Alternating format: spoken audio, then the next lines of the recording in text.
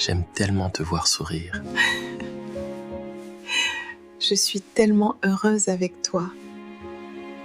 Et si je te racontais qu'un jeune homme sans argent, sans perspective, avait accepté de passer une nuit avec une femme de 62 ans, non par plaisir, mais pour sauver sa mère du cancer. Il pensait que ce serait juste une nuit, mais il ne savait pas que cette nuit allait changer sa vie pour toujours. Ismaël, 25 ans, vit dans un quartier populaire de Bamako. Il a terminé ses études depuis 2 ans, mais aucun emploi stable n'est venu. Sa mère est malade, ses factures d'hôpital s'empilent. Et il est le seul fils avec 2 petites sœurs encore à l'école. Pour survivre, il apprend la plomberie et effectue de petits travaux ici et là. Un jour, il reçoit un appel pour une réparation urgente dans une villa de luxe à l'ACI 2000. Il s'y rend immédiatement. À l'ouverture, il tombe sur une femme élégante, très belle, dans la soixantaine. Elle s'appelle Mariam. Influente, puissante, reconnue dans les milieux politiques et médiatiques. Elle le regarde de haut en bas. « C'est vous le plombier ? Oui, madame. Je vais faire du bon travail. Vous pouvez compter sur moi. » Il répare les toilettes à la perfection. Elle est impressionnée. Elle le paie et Ismaël remarque un virement trop élevé. « Excusez-moi, vous m'avez envoyé plus que prévu. »« Tu es le premier à me le dire, » répond-elle. Tous les autres gardent l'argent sans rien dire. « Ce n'est pas mon genre, madame. » Elle sourit et lui dit de garder l'argent. Il la remercie. Alors qu'il s'apprête à partir, elle l'interpelle. « Ismaël, passe la nuit avec moi. Le jeune homme pense avoir mal entendu. »« Madame, une nuit. Je peux te donner tout ce que tu veux. Une maison, une voiture, de l'argent. » Ismaël reste figé. « Je suis désolé. Je ne peux pas faire ça. »« Pourquoi ? Je ne suis pas ce genre d'homme. Excusez-moi. » Il s'en va. Son refus frappe Mariam en plein cœur. Toute sa vie, elle n'a pas été courtisée pour son argent. Jamais pour ce qu'elle est. Divorcée 4 fois, trahie, humiliée, son dernier mari lui a volé tous ses biens la nuit de leur mariage. Et voilà qu'un jeune inconnu, pauvre, désespéré, la rejette. Le soir même, elle l'appelle. « Bonsoir Ismaël, c'est Mariam. »« Bonsoir madame. J'aimerais t'inviter à déjeuner. Désolé, je ne suis pas disponible. Je peux te payer. Dis-moi combien tu veux. Ce n'est pas une question d'argent. » Il raccroche. Son ami Mamadi l'entend et s'énerve. « Tu es fou. Ta mère est à l'hôpital. Tu refuses l'aide d'une femme riche ? C'est peut-être Dieu qui t'envoie une bénédiction. » Ismaël doute. Et si Mamadi avait raison ? Et si c'était un test, un destin ? Finalement, il rappelle Mariam et accepte de la voir dans un restaurant chic. Quand il arrive, il est seul avec elle. Elle a réservé tout le lieu. Elle l'accueille avec douceur. Ismaël n'ose même pas la regarder dans les yeux. « Go, tu as quel âge, Ismaël ?»« 25 ans, madame. »« Et vous ?»« 62. Mais je le sais déjà. J'ai fait mes recherches sur toi. » Ismaël fronce les sourcils. « Pourquoi moi ? Parce que tu es honnête. Tu m'as ému. Tu ne veux pas de mon argent. Tu m'as regardé avec respect. Tu m'as rappelé ce que c'est que d'être aimé. » Puis elle se livre. « J'ai été trahi. J'ai été humilié. J'ai été utilisé. Toute ma vie, j'ai eu l'argent et la reconnaissance, mais jamais l'amour. » Ismaël reste sans voix. Elle lui dit qu'elle a une fille adoptive, Aïta, 23 ans, qu'elle a élevée seule. Et là, Ismaël se lève, marche vers elle et l'embrasse. « Est-ce un oui ?» demande Mariam troublée. Il hoche la tête, et c'est ainsi que commence leur histoire. Cette nuit-là, Mariam ne dort pas seule. Pour la première fois depuis des années, elle ressent la chaleur d'un bras sincère autour d'elle. Il lui murmure doucement. « Je ne suis peut-être pas riche, Mais je suis à toi. Les jours passent. Il se voit de plus en plus avec elle, d'abord discrètement, puis publiquement. Ismaël prend confiance. Mariam l'aime comme jamais elle n'a aimé, et il lui rend tout au centuple. Sa mère est transférée dans une clinique privée. Les études de ses sœurs sont prises en charge, et Ismaël commence à gérer des projets grâce au contact de Mariam. Mais le plus précieux reste l'amour. Un jour, il lui dit « Je veux t'épouser ». Elle rit, pensant à une blague. Mais il insiste et fait sa demande le jour de son anniversaire. Devant tous ses amis et collègues, il s'agenouille et sort une bague. « Mariam, veux-tu devenir ma femme ?» La salle devient silencieuse. Des murmures fusent. « Hein ? Il est sérieux ? Elle a l'âge d'être sa mère. Ce n'est pas de l'amour, c'est de l'intérêt. » Mais Mariam ne voit qu'une chose, le regard de Ismaël. Et elle dit oui. Elle met la bague. Des poétonieux, larmes coulent sur ses joues ridées. Ils s'embrassent, et le monde autour d'eux devient flou. Mais dans la tête de Ismaël, une question revient comme un poison. Est-ce que je l'aimerais si elle était pauvre ? Il se torture l'esprit, mais au fond, il sait qu'il l'aime. Un jour, Ismaël décide de présenter Mariam à sa famille. Sa mère, rétablie et vivant désormais dans la maison achetée par Mariam, attend avec ses 2 filles. L'excitation est palpable. Ses sœurs sautillonnent partout, impatientes de voir la femme qui rend leur frère heureux.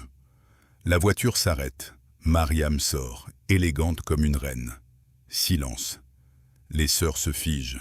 « Qui c'est ?» demande la plus jeune, choquée. « Ce n'est pas sa mère ?» murmure l'autre. Ismaël sourit maladroitement. « Non, je vous présente Mariam, la femme de ma vie. » La réaction est brutale. « Tu es malade ou quoi ? Tu ramènes une vieille comme fiancée ?» hurle sa plus jeune sœur. Ismaël se met en colère. « Respectez-la, elle mérite mieux que vos insultes. » Mais elle continue. « Elle ne peut plus avoir d'enfants. Nous, on veut des neveux. Tu gâches ta vie, grand frère. » Mariam quitte la maison en larmes. Elle monte dans sa voiture et disparaît. Ismaël tente de la rattraper. Mais il est trop tard. Il l'appelle, mais elle ne répond pas. Il se rend chez elle. Elle refuse de le recevoir. Puis un message arrive. « C'est fini. Merci pour tout. Tu peux garder ce que je t'ai donné, mais sors de ma vie. » Ismaël tombe à genoux. Il hurle, frappe à la porte jusqu'à ce qu'elle ouvre. Mariam ne le regarde même pas. « Pourquoi tu ne m'as pas prévenu ? Pourquoi tu m'as laissé subir ça ?» demande-t-elle, tremblante. « Je voulais leur dire. J'étais prêt, mais ils ont été plus rapides que moi. Non, tu avais honte. Tu avais honte de moi. Ce n'est pas vrai. Je t'aime, Mariam. Je ne peux pas te perdre. » Ces mots touchent Mariam en plein cœur. Elle court vers lui et l'enlace. Ils s'embrassent avec toute la rage de ceux qui refusent d'être brisés. Cette nuit-là, ils font l'amour avec passion, déterminés à ne plus jamais se laisser séparer. Le lendemain, ils commencent à préparer leur mariage, sans la famille de Ismaël. Mais une autre ombre se profile. Mariam a une fille adoptive, Aïta, qui revient de l'étranger pour assister au mariage. À l'annonce, elle explose. « Tu veux te marier avec qui ?» Lorsqu'elle voit Ismaël pour la première fois, elle reste bouche bée. Il est beau, calme, séduisant. Une attirance instantanée naît en elle. Et dans sa tête, une idée dangereuse germe. Si je peux le séduire, je prendrai tout. Sa loyauté et ses secrets. Aïta n'est pas comme les autres. Belle, cultivée, maligne, mais surtout incapable qu'on lui dise non. Elle a toujours été la princesse de la maison. Et maintenant, un homme va tout lui prendre. Ismaël, avec son sourire calme et sa voix posée, devient son obsession. « Maman, es-tu sûre de ton choix ?» demande Aïta. « Je n'ai jamais été aussi heureuse.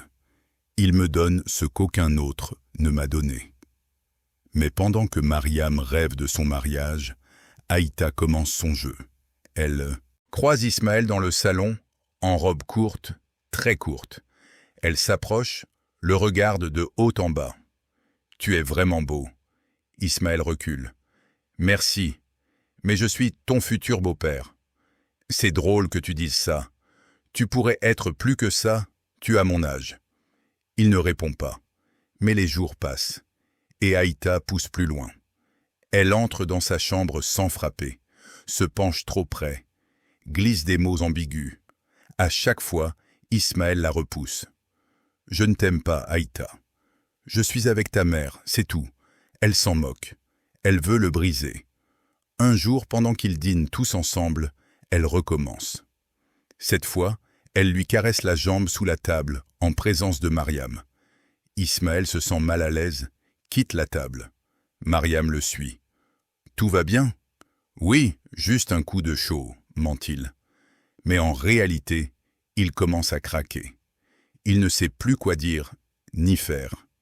Est-ce qu'il doit parler ou se taire? Mariam, pensera-t-elle qu'il ment? Il est tourmenté. Puis le pire arrive. Une nuit, Ismaël est dans le couloir. Il entend la douche. Aïta sort, une serviette mal accrochée, trébuche et tombe dans ses bras. Et là, elle l'embrasse. « Tu es folle !» hurle-t-il en la repoussant. Elle crie « Maman, au secours! Mariam arrive !» Elle voit Aïta à moitié nue, en larmes. « Il a essayé de quoi ?» hurle Mariam. Ismaël lève les mains. « Ce n'est pas ce que tu crois. Elle me drague depuis des jours. Elle m'a piégé. » Mariam refuse d'entendre raison. « Dégage de chez moi immédiatement. » Ismaël sort, humilié, brisé. Il ne dormira pas cette nuit-là, ni ne mangera pendant 3 jours. Mariam pleure. Quelque chose cloche. Elle repense à tous les signes, toutes les attitudes étranges de sa fille. Le lendemain matin, elle prend une décision. Elle contacte le technicien de sécurité. « Je veux voir tous les enregistrements des derniers jours. » Et là, elle voit tout. La robe trop courte, les provocations, et surtout le moment où Aïta embrasse Ismaël avant de crier. Mariam s'effondre. Elle appelle sa fille. « Assieds-les et toi, regarde ça. » Aïta s'effondre. « Pardon maman, j'étais jalouse. Je voulais pas te perdre. Tu m'as tout pris, mon bonheur, ma dignité. Sors de ma maison. Je ne peux pas te pardonner. » Mariam change les serrures, bloque son numéro et prend une décision. Elle compose le numéro d'Ismaël, mais il ne répond pas. Elle envoie des messages, des appels, rien. Puis elle apprend qu'il est à l'aéroport, sur le point de partir. Elle fonce, les larmes aux yeux. À la porte d'embarquement, elle le voit. « Ismaël » hurle-t-elle. Il se fige, se retourne. Elle s'agenouille. « Je t'en supplie, ne pars pas. J'ai vu la vérité. C'est elle. C'est Aïta. » Ismaël reste silencieux, blessé, hésitant. Mariam sort une petite boîte et l'ouvre. Une bague. « Veux-tu m'épouser ?» Ismaël baisse les yeux, secoue la tête. « Tu n'aurais jamais dû me croire capable de ça. Je suis désolé. » Il prend la bague et s'agenouille à son tour. « C'est moi qui devais te demander ça. » Ils s'embrassent devant tous les voyageurs et agents, sous les applaudissements. Quelques semaines plus tard, Mariam et Ismaël se marient dans une cérémonie sobre mais pleine d'amour. Les familles finissent par accepter. L'adoption est rompue, Aïta est bannie. Mais le destin leur réserve encore une surprise. Quelques mois après le mariage, la vie semble enfin paisible pour Ismaël et Mariam. Ils vivent ensemble dans la grande maison de Bamako. Les sœurs de Ismaël étudient, leur mère profite de sa convalescence et le jeune homme travaille désormais sur des projets, grâce au contact de Mariam. Mais le destin réserve toujours des surprises. Un matin, Mariam se réveille avec des nausées. Elle se dit que c'est la fatigue, le stress du mariage et des préparatifs. Mais les jours passent et les symptômes persistent. Inquiète, elle consulte les médecins et subit des examens. Le résultat laisse tout le monde bouche bée. « Madame, vous êtes enceinte ?» demande le médecin. « Pardon ?» dit-elle, nerveusement, presque en riant. L'échographie révèle l'incroyable vérité. 3 bébés, des triplés. Mariam tombe de sa chaise. Ismaël reste sans voix. « Tu veux dire que je vais être papa de triplés ?» murmure-t-il. Les examens sont clairs. Un miracle s'est produit. La nouvelle se répand rapidement dans le quartier, puis dans toute la ville. Certains crient au mensonge, d'autres parlent de sorcellerie, mais la grossesse est bien réelle. Mariam est suivie par les meilleurs médecins. Chaque jour, Ismaël est à ses côtés. Il parle au bébé à travers son ventre, lui masse les pieds, cuisine et veille sur elle. « Je t'ai dit que je t'aimerais jusqu'au bout », murmure-t-il. Mariam sourit, fatiguée mais heureuse. « Je t'aime, Ismaël. Merci de m'avoir rendue vivante. » Les mois passent. Mariam prend soin d'elle et des bébés. Ismaël ne la quitte jamais. Il lui lit des histoires, lui chante des chansons, prépare tout pour l'arrivée des enfants. Enfin, le jour tant attendu arrive. Mariam donne naissance à 3 enfants magnifiques, 2 garçons et une fille. Les médecins, l'équipe et la famille pleurent de joie. Ils décident des prénoms, Moussa, Aminata et Abdoulaye. Dans la chambre, Mariam prend la main d'Ismaël et lui murmure « Maintenant, plus personne ne pourra dire que nous n'avons pas d'avenir. » Ismaël embrasse son front et répond doucement « Tu es mon miracle, et eux sont notre lumière. La vie continue. » Les triplés grandissent rapidement, joyeux et en bonne santé. Mariam et Ismaël se soutiennent, s'aiment chaque jour davantage. Les difficultés de la vie passée semblent s'effacer, remplacées par le bonheur d'une famille unie. Malgré les obstacles, malgré la trahison et les tentatives de sabotage par Aïta, l'amour a triomphé.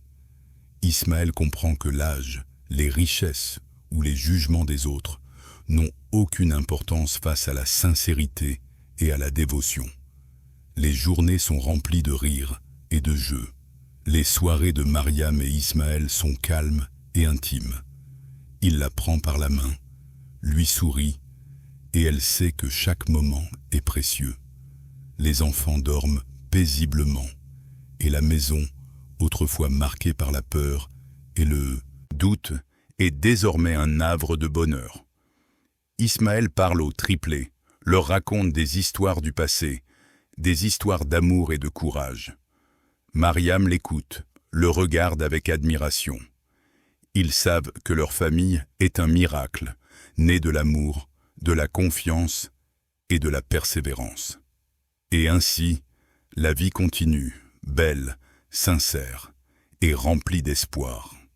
Like et mets un cœur en commentaire si tu crois que l'amour peut triompher de tout. Alors dis-moi, est-ce que tu penses que Myriam mérite d'avoir été mère à 62 ans? Laisse ton avis en commentaire.